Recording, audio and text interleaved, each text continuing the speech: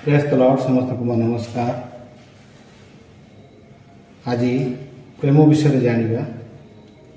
प्रभु Bible ले 1 मजन 4:8 रे एपरि कहती, जे प्रेम करे नहीं से ईश्वर को जाने नहीं।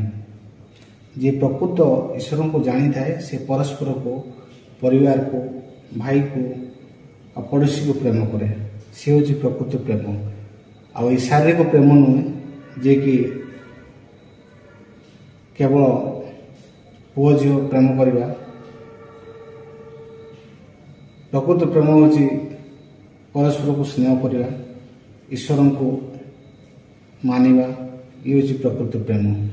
ये दुनिया अनेक शारीरिक प्रेम अच्छी, किंतु प्रकृत प्रेम हूँ ईश्वर को प्रेम, जो प्रेम रे कौन बाधा विघ्न न थाए, कौन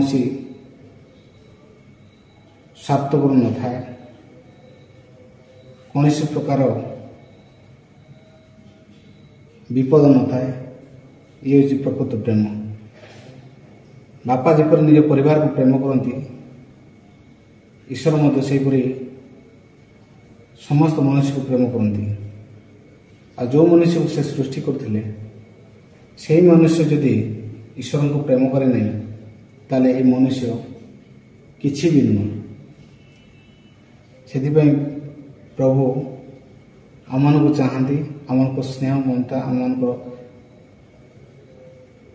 पाखे रहा, भक्ति डाकवा। ये हूँ ईश्वर प्रेम।